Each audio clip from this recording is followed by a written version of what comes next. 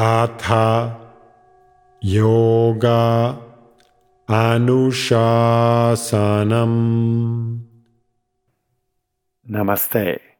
Welcome to Unravel the Thread, a podcast for people who want to apply the Yoga Sutras to yoga practice and to life today. I am Ruben Vasquez, your companion on this journey of exploration. On today's episode, the essence of yoga in 4 sutras. Yoga is a practice with a long history, perhaps because all of yoga relates to one of the fundamental questions every human being ponders sooner or later in life. Who am I? In fact, practicing yoga is an empirical way to explore the question, who am I? Through our ways of moving, breathing, thinking, and feeling. In this episode, we continue our gradual progression through the Yoga Sutra, considering the first 4 verses in Chapter 1 of the Yoga Sutra as a complete summary of the entire essence of yoga. These are the first 4 verses of Chapter 1 of Patanjali's Yoga Sutra. Now, yoga practice. Yoga is regulating my ways of being. As a result, I am embodied awareness, presence. Otherwise, I think that I am my ways of being.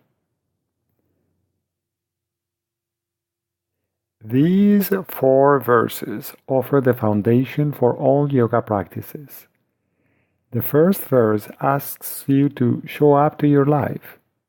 The second defines yoga as a process of self-regulation. The third verse presents the results of yoga, presence. And the fourth verse points out what happens when your ways of being are not modulated. As we explored in the previous episode, yoga is about making the present moment the most important moment of your life. Consequently, you show up to each moment, alert and ready to participate with open mind and open heart. The second verse hints at the human condition, especially at the human tendency to get entangled in habits and tendencies. In order to be fully present, you must become aware of your patterns. You monitor and modulate these patterns to prevent getting stuck in a pattern that pulls you away from participating actively and deliberately in your life. When your tendencies are modulated, you experience directly your own true nature, embodied awareness. By being present, you are able to respond to the flow of life with harmony and grace. When you are not aware of your inclinations and habits, they are more likely to get out of control. Consequently, you might end up believing the stories that you are constantly making up about yourself and about the world. In other words, you end up thinking that you are your ways of being. In these 4 simple verses, Patanjali already presents a framework for the whole project of yoga. On one hand, there is life, the always ongoing phenomena that keep changing from one now moment to the next. On the other hand, there is consciousness, what makes us aware. Neither life nor consciousness can be captured, isolated, or synthesized in any way. Life manifests as all the changing experiences that are happening, regardless of our noticing them or not. Awareness is the manifestation of consciousness as the light that makes it possible for us to notice that we are conscious and that enables us to feel bodily sensations, emotions, and thoughts. An old movie theater is one metaphor that can clarify these 2 ideas in this context. The movie projector, with all its components and the film running through it, are the necessary elements for the film to be projected onto the screen.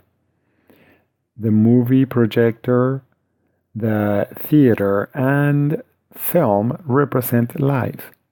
The movie projector includes in its parts a very bright lamp whose light is concentrated by a lens passing through each frame of the film, which is then magnified by a second lens to project that image on the screen.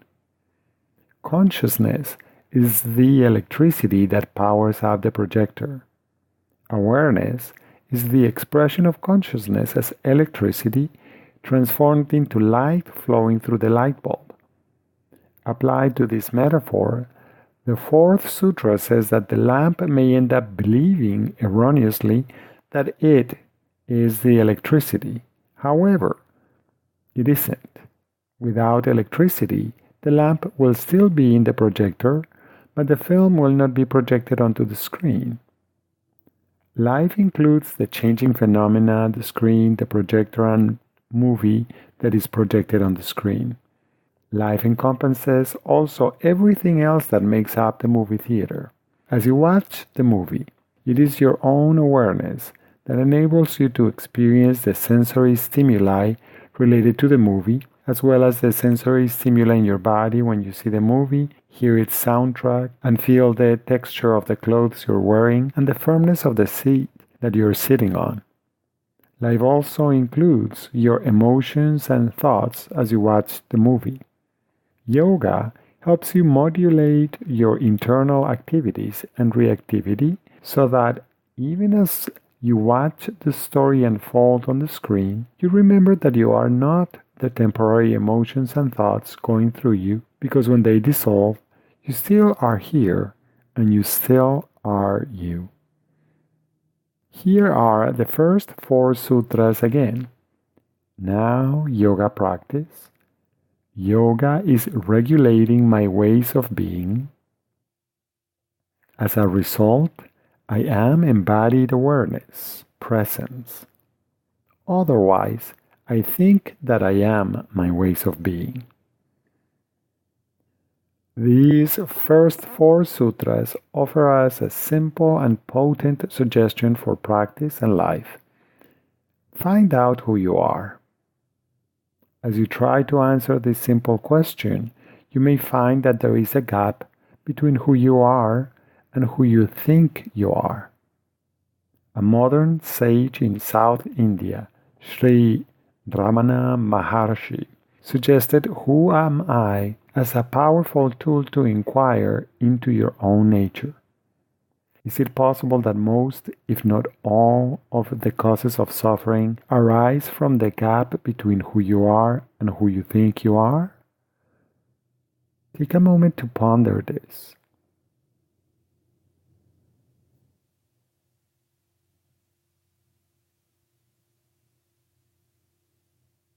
Who you are is the direct, undiluted experience that is happening right where you are. The experience brings with it sensations, emotions, and thoughts. Presence, the state of yoga, is experiencing yourself fully as you are. Your experience is not necessarily good or bad, it just is. This is what is often called the natural state, or what we are calling embodied awareness in Sutra 1.3. The alternative is to think about what you are experiencing. This is an action of stepping out of the moment-to-moment embodied awareness to try to make sense of what is through your comments, opinions, and stories. That is the space of who you think you are. It includes who you think you are, who you think you should be, who you think other people expect or think of you. Can the question, "Who am I?" lead you to notice if there is a gap between who you are and who you think you are?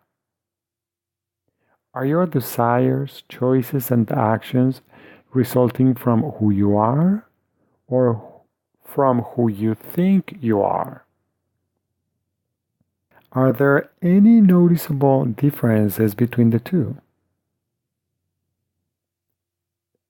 When you explore these questions, What do you learn about yourself? What do you notice? Is there for you a difference between who you are and who you think you are? Where do you allocate your energy?